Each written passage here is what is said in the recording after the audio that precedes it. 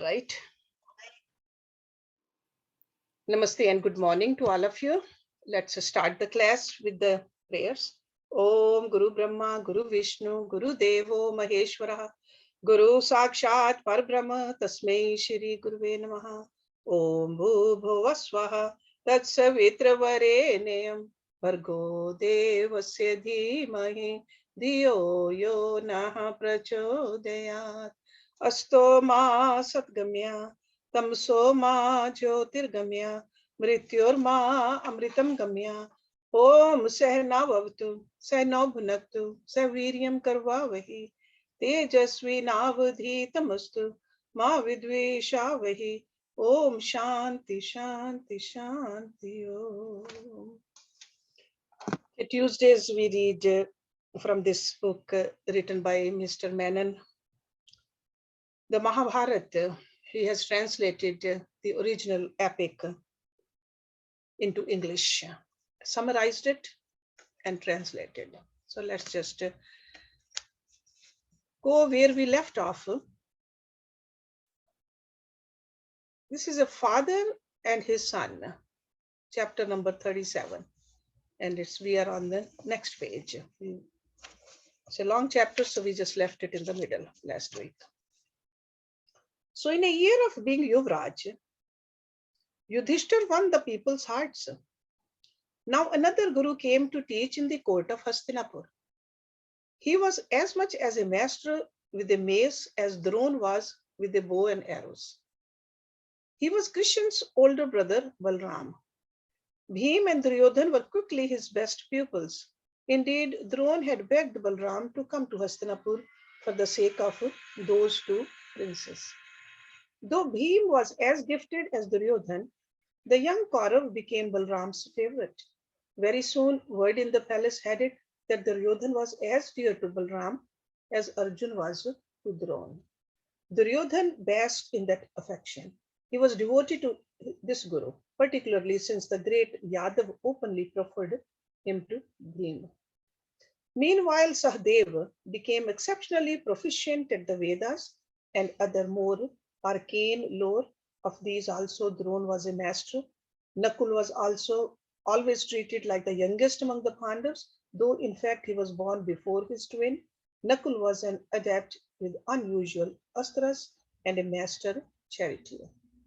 Arjun was inspired by the tales he heard in Hastinapur about his father Pandu's valor. His taste for battle had been whetted in Kampilya, and his Kshatriya blood cried out for more. He set out with his brothers and an army to conquer some of the other kingdoms of Bharatvarsh. The Pandavas slew Sovir, who had once kept a force of marauding Gandharvas at bay during his long yajna. Arjun humbled the Yavan king, a warrior whom even Pandu had been able to subdue, had not been able to subdue. He killed Vipul, who had humiliated the Kurus, chasing them countless times from his kingdom. The Pandav vanquished that Mitra also, who was a greater Kshatriya than any of the above. Legend has it that Arjun and Bhim, in just 2 chariots and with no other army, overcame the kings of the east who fought with the 10,000 Raths. They also defeated some kings of the south. The Pandav brothers came home to Hastinapur with the spoils of war, gold, jewels, horse, and elephant in thousands, as not even Pandu had in his finest days. So far, Dhritarashtra had done his best to be a father to his brother's sons, but envy and not love is the most powerful force in any kingdom. Now that the Pandavas were no longer children and their deeds so overshadowed those of his own sons, envy began to consume Dhritarashtra. It began to rule the blind king. More even than Arjun and Bhim's military triumphs, what turned Dhritarashtra's heart against his nephews was that the people of Hastinapur were saying the Pandavas were being extolled at street corners and in the people's councils. Everyone was saying that Yudhishthir should be made king. Dhritarashtra was never really a king. Once there was no choice but to let him rule, at least in name. while Bhishma and Vidur attended to the real task. Now we have Yudhishthir, let him be king. He is young and honest, and all the elders think highly of him. He will care for Dhritarashtra's sons like his own brothers. More than can be said of the king's sons. Arjun has added immeasurably to the kingdom. It is only Dharam that Yudhishthir becomes the king. Duryodhan had many spies in Hastinapur. They were unhappy their prince was being reduced to such insignificance in the kingdom and brought word to him of what the people were saying. Duryodhan came to see his father, always partial to his firstborn. Dhritarashtra took his hand and made him sit close to him. Your hand is cold and you are trembling. What is it, my child? You have brought us all the edge of ruin. I told you it was foolish to make Yudhishthir the Yuvraj. Do you know what all Hastinapur is saying? Do you know what the people want? Dhritarashtra's blind face twitched. Tell me what the people say.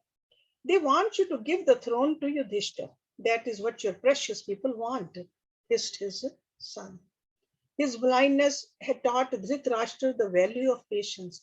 Growing anxious at his son's mood, the king said, you will achieve nothing by anger, Duryodhan.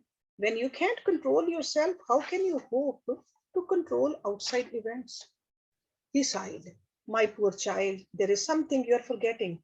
Though I was the king, Pandu conquered most of the lands we rule from Hastinapur today.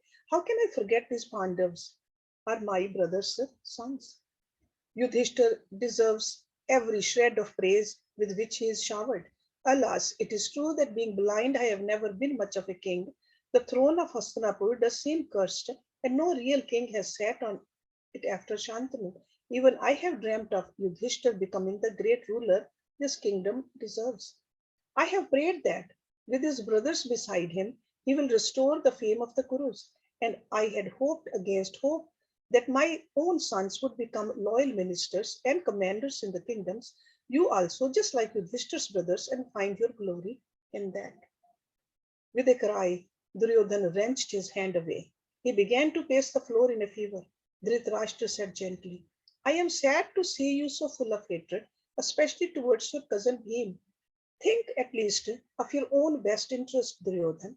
Yudhishthir is already enthroned in the hearts of the people. To oppose him would be dangerous. A howl came from his son. He screamed at his father, enough! Oh, how craven your blindness has made you. I know why these honeyed words spill from your lips, though not from your heart, my lord. He laughed. You think we may be overheard? I made sure there is no one here besides you and I. Now listen to me carefully. This is my last word to you. If Yudhishthir becomes king, his son shall also be king one day. The Kuru kingdom will pass on to the sons and the grandsons of Pandu, and the line of Dhritarashtra will fade into a lowly, subservient one. What you are asking, father, is that your sons, the heirs of the throne of Hastinapur, renounce their preeminence forever and become dependents of the Pandavas. I am the king's eldest son. I would rather die than eat out the rest of my life as Yudhishthir's servant and Arjun's servants, and that gluttonous Bhim's slave. Duryodhana said with finality, Father, I know you love me. I was raised as a king's firstborn son, and I must be a king as well. Nothing less will do. If you can't give me the throne, but decide that I must depend on the Pandav's charity, I will kill myself. Kneeling abruptly and laying his head in Dhritarashtra's lap, Duryodhana wept. The king stroked his head. Ah, you are making yourself miserable for nothing, my child. Pandu was gentle and loving. He was generous to a fault. Yudhishthir has taken after his father, and he has already made a matchless conquest. He has won the people's hearts. All the Pandavas are popular. Bhishma, Vidur, Krip, and Drona are inordinately fond of them. The Pandavas' well-wishers and friends are past counting. It would never have done to make enemies of them. It was after deep reflection, Duryodhan, that I crowned Yudhishthir Yuvraj. The king paused and moistened his lips. Our ministers and commanders are loyal to Yudhishthir. They were all Pandu's men once, or their fathers were. Our army is Yudhishthir's army. Won't they kill us for the Pandav's sake? Don't be rash, my child. Think of every consequence before you act. Duryodhan smiled. His father did not know how long, how carefully he and his confederates had been plotting to have the kingdom for themselves. The innermost circle of the conspiracy consisted of Duryodhan himself, Dushashan, and Shakuni. It's a scheming mastermind. Lately, another warrior bound in gratitude and friendship had joined them, Karan. I have also thought of what you are saying, my lord. We have distributed lavish gifts in secret. We have made quite endowments of land and property. The treasury, the councillors, and most of the army commanders who matter are with us.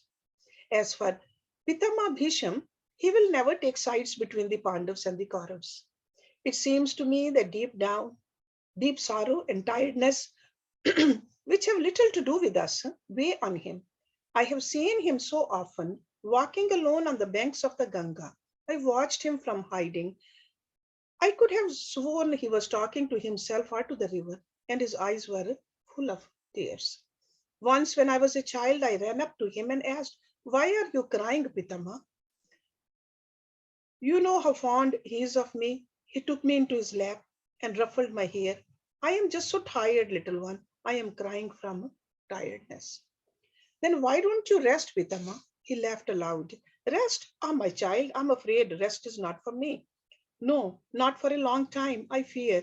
Yet the time will also come, the time for rest, and then I shall be well after that." He gave me another of his rare smiles, set me down, and told me to run along and play. Pitama's heart is full of sorrow beyond all our paltry concerns.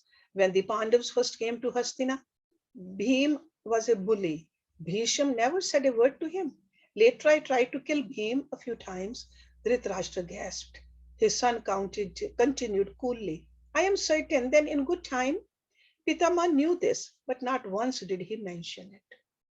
Duryodhan drew a deep breath. Now, for the other powerful men in the Sabha, being jealous of Arjun, "Ashwathama is my friend. He will stand with me, and so Drone will never oppose me, not because he agrees with me or because he does not love Arjun better than me, but because he loves Ashwathama so much. Acharya Krip is the Ashwathama's uncle, and he will not go against Bhishma and Drone." And for the last one, Vidur loves the Pandavas too much ever to take my part. Why, if things came to a head, Vidur would abandon you for them? Father, what can one son of a maid servant do by himself? He will preach you to about Dharam when he discovers our purpose. Let him talk. You enjoy his sermons anyway.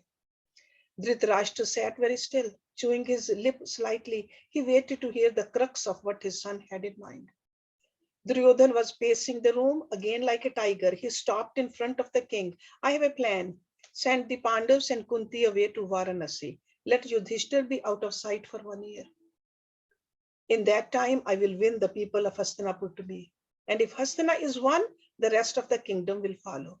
Like children, the people have short memories. By the time the Pandavas return," he paused ominously, "if they return, they will find Hastinapur has begun to love Duryodhan. My cousin's time in the sun will have ended." He fell silent. Then, seeing his father somber, he grasped the king's hand and cried, "You must do this for me. If you do not, you will be killing me as surely as if you cut me down with your sword. Remember, all you have to do is send the Pandavas and Kunti to Varanasi. The rest I will take care of." He gave Dhritarashtra's hand a last squeeze and walked out. Dhritarashtra sat alone for a long time. He knew his son well enough to realize he was in a deadly earnest. He would not hesitate to take his own life. He could not be king. Then again, he would not hesitate to have the Pandavas' lives and their mothers too, if that could give him the crown. Dhritarashtra knew that. Very likely, Duryodhan had already arranged that his cousins would never return from Varanasi. The choice before Dhritarashtra was clear: the life of his own son or those of his brother's sons. He did not hesitate to make his choice. The truth was that he also had long harbored secret envy of not just his nephews, but of his dead brother. Pandu had lived such a full and resonant life compared to his own blind, desolate one. Dhritarashtra did not doubt that Duryodhan said was true. They must either be rid of the sons of Pandu or resign themselves to obscurity and powerlessness forever. Dhritarashtra sent for the wily Kanika. He sent for this particular counselor, knowing what the ruthless old man would advise. After all, Kanik was among Shakuni's inner circle. Dhritarashtra decided to throw caution to the winds. When Kanik sat before him, he said, "Are we alone, my friend?" Kanik sent out a guard who stood at the door and shut the heavy thing. He came back to his king. "Now we are alone, my lord." Today, Dhritarashtra seemed full of urgent purpose and a new darkness. He leaned forward and whispered, "Kanik, how is an enemy best demolished? With compromise or by aggression?" Kanik stroked his close white beard. Two shifty eyes glinted. A smile touched his lips. "I see you are arriving at wisdom, my lord. For too long you have been kind to the Pandavas and loving and avuncular towards them. I am happy to see that finally you realize the threat they are. I am not mistaken in what I surmise." Dhritarashtra smiled his deceptively vulnerable smile. "You are as shrewd as ever, Kanik. But tell me, what should I do?" "Pretend to love them, as you have done all this while. Kings must be hypocrites at times, but don't be carried away by your own pretense. Remember, they are the enemy." Kanik's voice was a serpent's hiss. "The only cure for an enemy as dangerous as the Pandavas is death. And kill them soon. In my opinion, you've already left it too long. A young sapling is easy to cut down, not a full grown tree. Every day, each moment, Pandu's sons grow stronger because the people love them more. Strike swiftly before it is too late." Dhritarashtra sat very still. At last he heaved a sigh, as if Kanik had shown him the way. Kanik rose softly and left. Dhritarashtra sat alone once more. He did not brood any longer on what he should do, only how he should do it. The king had irrevocably decided that the Pandavas must be got out of the way. He would send them to Varanasi. What Duryodhan did with them, there was his affair. To Varanasi. Chapter 38. Cunning courtiers, instigated by Duryodhan, came to the Pandavas and began to praise the city of Varanasi to the sky. They said, "Why don't the Yuvraj and his brothers go to Shiv's city for the Pashupati festival this year?" The Pandavas had no inkling of the plot being hatched, and they felt no desire to visit Varanasi. Duryodhan himself never mentioned Varanasi to his cousins. He went to his father and said, "The Pandavas have heard so much about the Pashupati festival, they are keen to visit Varanasi." Dhritarashtra called Yudhishthir and his brothers. "I hear you want to go to Varanasi, but feel delicate to ask me." Yudhishthir began to protest, but the king cut him short. "It seems I must force you to enjoy yourself. So be it. I order you to go to Varanasi. Go on a holiday, my sons. Go for a whole year. Take Kunti and a retinue with you and gifts for the priests, musicians, and the people of Varanasi, as befits the Kuru Yuvraj." Yudhishthir saw through his uncle. Dhritarashtra wanted them out of Hastinapur for a year. He was helpless to resist. He bowed to the king and said, "We will prepare to leave, my lord." Yudhishthir restrained a smoldering beam and an irate Arjun from committing any discourtesy. He realized the Pandavas must always be in the right and visibly. Yudhishthir came to Bhishma. He hoped the Pitamo would intercede on their behalf. Drona and Vidur were with Bhishma when the sons of Pandu arrived in his presence. Yudhishthir said, "The king wants us to live in Varanasi for a year, Pitama. You are our father, our mother, and our guru. We are your children. Bless us." Yudhishthir's tone contained a world of insinuation. Bhisham gave no sign he understood. Yudhishthir continued, the king wants us to spend a year in Varanasi worshipping Shiva Pashupati, who burned the Tripur with his astra. Pitama, we are fortunate to have an uncle who loves us so much. Bhisham was certainly aware of the Yudhishthir's sarcasm, yet at this crucial juncture, Duryodhan was proven right in his judgment of what the patriarch's reaction would be. Perhaps Bhisham could not dream of the evil Dhritarashtra and his son were plotting. He had also seen enough of life to know that all things take their course in this world, inevitably. No one could subvert destiny. Her purposes were always deeper, wiser, and more inexorable than man's. Besides, in those days, Duryodhan was still a restrained prince, at least with his elders. He hardly wore his restless ambition on his sleeve. On some pretext or other, Bhishma might have rescued the Pandavas from having to go to Varanasi. He did nothing of the sort. Indeed, he also seemed pleased at the idea. Yudhishthir could not accuse the king of plotting against him. He had done the best he could, and he too was wise enough to know that if fate took his brothers and himself to Varanasi, then to that city they would go. Bhisham said, my blessings go with you, children. Yudhishthir replied, your blessing will keep danger away from us. Let all the guards be with you. Go joyfully and in peace. Kunti and the Pandavas prepared themselves to leave. When they were ready, they came to take their leave of the elders in the king's court. Bhishma, Dhritarashtra, Drona, Krip, and Vidur blessed the princes. So did the Gandhari and the other women of the palace. The Pandavas set out grimly for Varanasi. They sensed Duryodhan's hand behind this journey, and they knew they could be in danger. Some weeks before the Pandavas left, Duryodhan and Shakni heard that Yudhishthir had agreed to go to Varanasi. There was a Purochan in the court that was a trusted man of Duryodhan's. The Kaurav accosted Purochan one day and steered him to a quiet corner. The world will soon be mine, Purochan. Share it with me. You know the thoughts I keep in my heart. It is the hour of my opportunity and of my need as well. Duryodhan gripped Purochan's arm and whispered, the Pandavas leave for Varanasi in a few weeks. You, my friend, must fly within the hour to that city.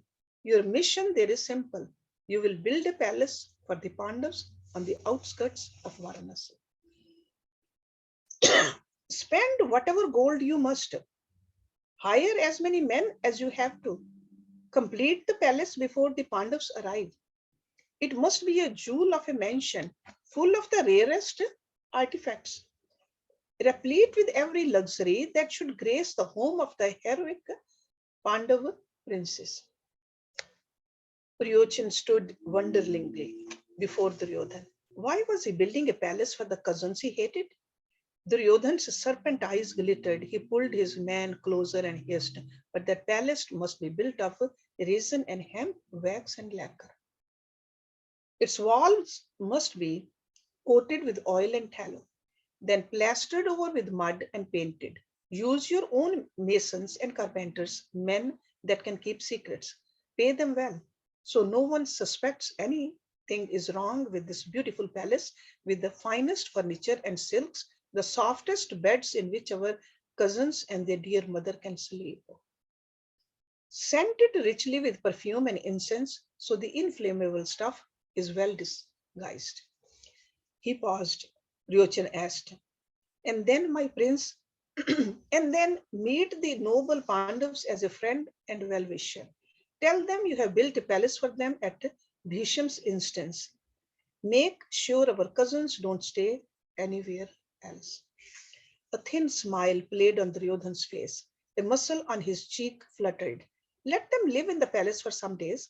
Let them begin to enjoy themselves. Then on a moonless night, when they are all asleep, Ryochan. He paused again and glanced around to be sure no one overheard. Yes, my prince, what shall I do on a moonless night? Set fire to the lacquer palace, of course, you fool. Kill them in their sleep. Make sure all the doors and windows are locked from the inside. Make it seem like an accident, and be sure none of them escapes. The palace must burn down swiftly, completely, and the Pandavas with it. Even Pyochan was taken back. Then, being the killer he was, Duryodhan's man to his evil core, he squeezed his prince's hands and cried, "A plan that can't fail. No one will suspect a thing, especially when they see how Duryodhan grieves for his cousins who perished in such a tragic accident and so far away from you." Duryodhan said quietly. Poor bereaved Duryodhan shall sit reluctantly on the Kuru's throne, and his faithful friend Puryochan will not be forgotten when he is king. He embraced Puryochan fiercely, then said, "Puryochan, God's speed and don't fail me." Duryodhan turned and walked away. His last words were spoken with such soft menace. Puryochan knew the price if he had failed the dark prince. Duryodhan was as ruthless as he was ambitious. Puryochan did not intend to fail him. He went home and hastily put together some clothes and other things he needed. Then, in a chariot drawn by Duryodhan's own horses, with a casket of gold given him by the prince, Puryochan rode like the night wind to Varanasi. She was a timeless city. 3 weeks later, everything was ready for the Pandavs' departure.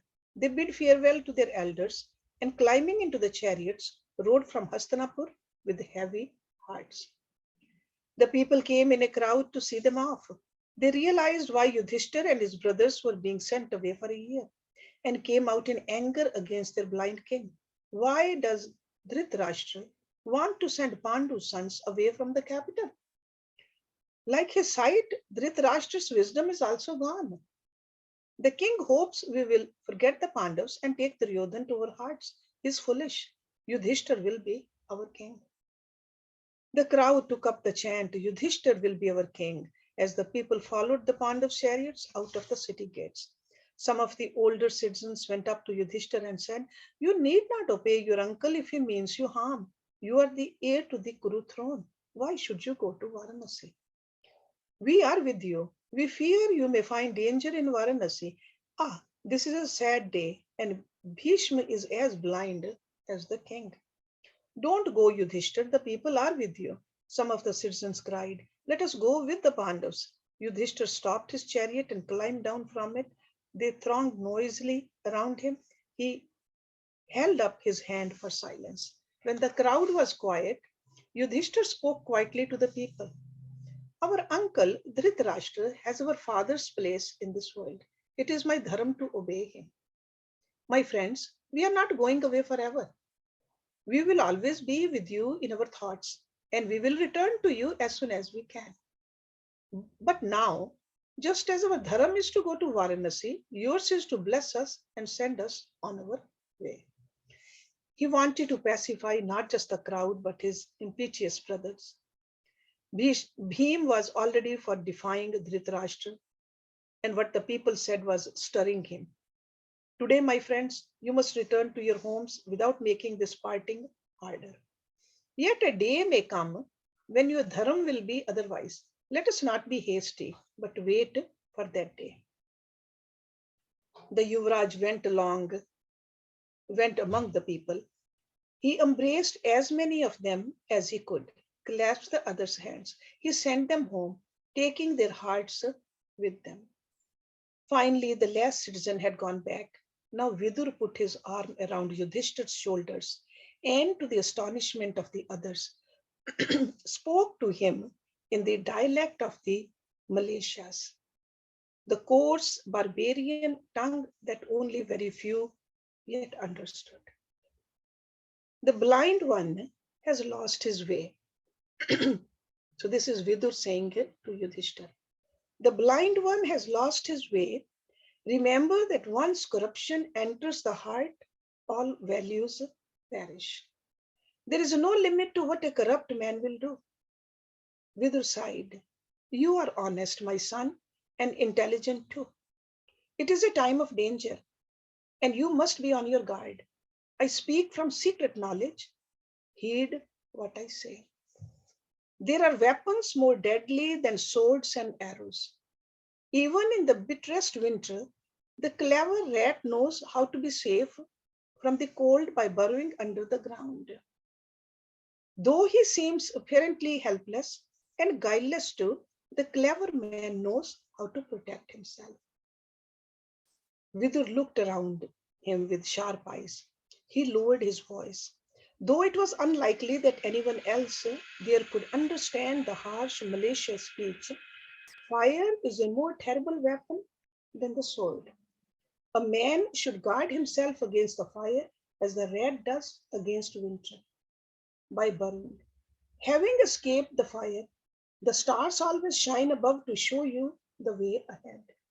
And if your wits are about you, who can harm you? Yudhishthir stood listening intently to the riddles in which his uncle spoke. Obviously, Vidur felt he could not be too careful and continued cryptically. The fire cannot reach you in the heart of the jungle. It is the best place to hide when you want your enemies to think you are dead. He embraced his nephew and said, "Don't be afraid. All fares well with those who have restrained their minds." Bowing to Kunti, hugging the other Pandavas, Vidu turned back to Hastinapur. Yudhishthir climbed into his chariot and they set out. Kunti rode in the first chariot with her eldest son. When they had gone a short way in pensive silence, his mother laid a hand on Yudhishthir's arm. "What did Vidur say to you?" "He used the Malaysia Bhasha. Is what he said to be a secret from me as well?" Yudhishthir put his arm around her.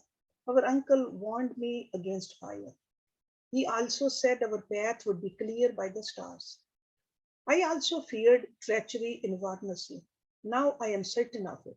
We must be on our guard." Vidur hinted that we would find help, and he said the danger is not immediate. He spoke twice of rats burrowing under the earth. I am not sure, mother, what he meant. They rode for 8 days and came to the holy city of Varanasi, which was part of no earthly kingdom and ruled by no king anymore. Varanasi belonged only to the Lord Shiva.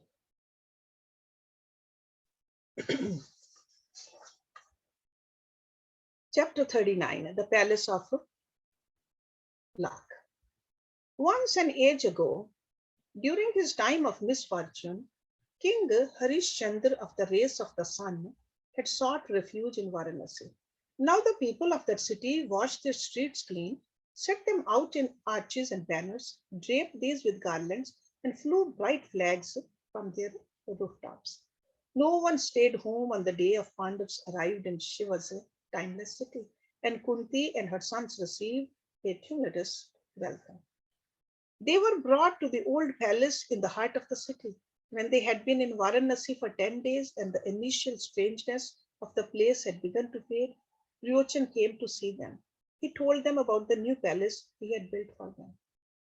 "It wouldn't have been proper to take you there when you had just arrived. Now the people will not mind if you move to the new palace. It is built on the edge of the city and you will have more privacy." Yudhishthir became suspicious the moment Duryodhana said that. Bhishma had ordered the palace built. The patriarch had not mentioned it, yet the Pandav could not refuse to live in it without good reason. He went with Duryodhana, but he was on his guard. The first thing Yudhishthir noticed was the moat around the little palace, with the sharp stakes in it. Duryodhana said with a laugh, "No thief can get in unless the front door is open to welcome him." Yudhishthir wondered why stakes lined the moat next to the inner walls as well. It seemed to him the moat was as much to prevent those within the palace from leaving as to keep intruders out. His eyes never leaving the princes' faces, Duryodhana showed them around proudly. The incendiary lacquer, fat, and resin with which the walls of the mansion were filled had been plastered over and painted. The walls had been smoked and with incense. The Pandavas seemed to notice nothing amiss as they went from room to room, admiring the lofty ceiling and the fine views of the city and the jungle behind the palace. Yudhishthir announced, "My brothers and I will be happy to move here. It is the better appointed dwelling, and we will certainly have more privacy. Let our possessions be fetched straightway from the old palace. I see no reason to return to it. We thank you, Priyochan. Your labor will be rewarded." The delighted Priyochan hurried off to have the Pandav's belongings brought to the palace of Lak. As soon as they were alone, Yudhishthir took Bhim aside. "Do you smell anything strange?" Bhim sniffed the air and his eyes grew round. "What is it?" "Lark, tallow, and resin, I think." Yudhishthir tapped on the walls with his knuckles and they made a hollow sound. "This is what Vidur was trying to warn us about. Beware of fire," he said. "If I am not wrong, this Priyochan is Duryodhan's man, and he has built this palace with every incendiary material he could find. And surely one night the good Priyochan will set fire to this wonderful palace and cremate us inside it." Bhim's face was a picture. "We must return to the old palace at once. With the moat full of stakes, we will be caught like rats in a trap here. We can't wait, Yudhishthir. What if he starts his fire tonight? This palace will burn like straw." Yudhishthir laid a hand on his hasty brother's arm. "We must not be rash, whatever we do. This is a carefully laid plan. I doubt that Priyochan will be in any hurry to set us on fire. He won't want the people to say the Pandavas were killed as soon as they arrived. He will bide his time at least a month or more before he shows his hand. He is not the only one who knows what he is doing. Vidur knows about the plot. He got wind of it in Hastinapur. He will not sit idly while we are killed. So let us be wary, but for the present, let us wait rather than be caught out in haste. We have a long way to go. We must think where that may lead. We must think beyond this house of luck." Bhim did not agree. "You are forgetting what sort of men Duryodhan and his friends are. Our cousin does not think twice and never did to kill anyone. He is not going to let what the people say deter him, not for a day. He wants us dead and his way to the throne cleared, and the sooner the better. I am not for waiting. I say, strike back at them. Let us take fire to Hastinapur and finish them when they least expect it. Arjun by himself is enough for the lot, and if he isn't, I will go with him and tear them limb from limb." His eyes shone at the prospect. Then he growled, "Curse them. They have destroyed our peace of mind. We shall not be able to sleep until we kill them. That's what I say, and I think I am right." Yudhishthir smiled and stroked Bhim's head as one might an impulsive voice.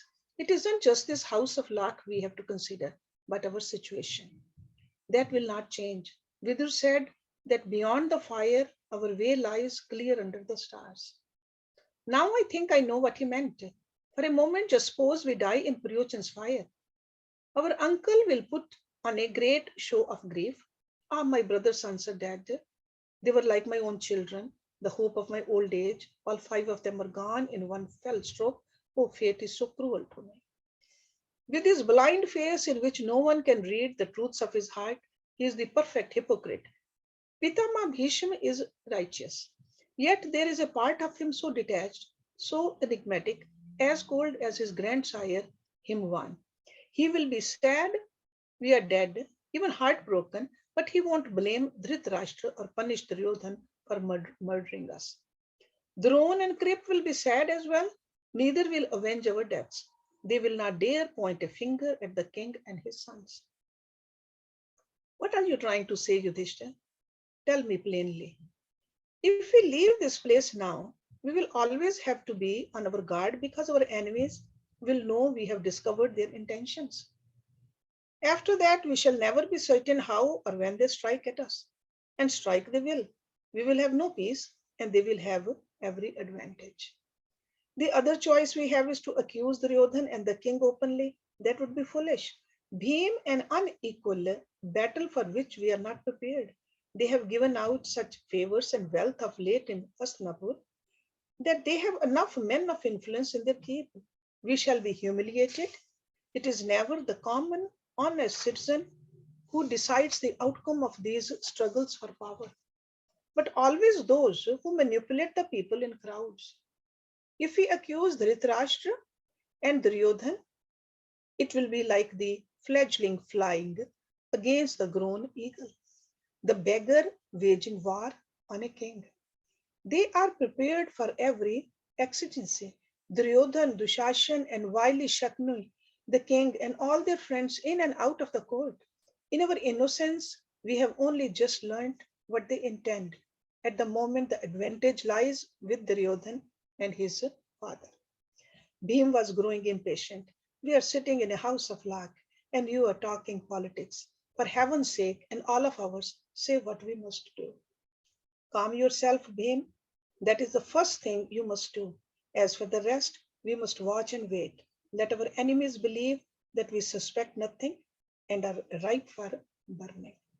Do you mean to sacrifice us to Duryodhan? Cried Bhim. Not at all, laughed Yudhishthir. I assure you, we have time. Vidur will not fail to help us. Wait just a week and let us tell the others and keep watch in turns every night. Whoever sets fire to this mansion has first to come to the front door. Let one of us always keep vigil beside it until either this week is over or we hear from Vidur. Reluctantly, Bhim agreed. Yudhishthir mused. Suppose we find a way, or Vidur does, by which we can make Duryodhan believe we have died in the house of luck. Suppose we let it burn down and escape secretly. Then surely the advantage of the next surprise will be with us and not our cousin. Bhim was not entirely convinced, but deep down he trusted Yudhishthir's judgment more than his own. They told the others what they feared. They agreed Yudhishthir's was the best course open to them. Each night, with no lamp burning, the brothers took turns to keep watch at the front door. It was a strained and anxious time. Often they felt truly like rats in a trap. They kept each other's spirits up, especially Bhim, who joked and laughed even more than usual. Nobody who visited them, least of all Puryochan, suspected anything of the anguish they endured during their first week in the House of Luck. When years later they looked back on those days, they felt that was the beginning of everything that followed. Let's stop it here. Om Purnamada Purnamidam Purnat Purnamudachyate Purnasya Purnamadaya Purnameva Vashishyate Om Shanti Shanti Shanti Om. Thank you very much. We'll start with chapter number 40 next week. The fire.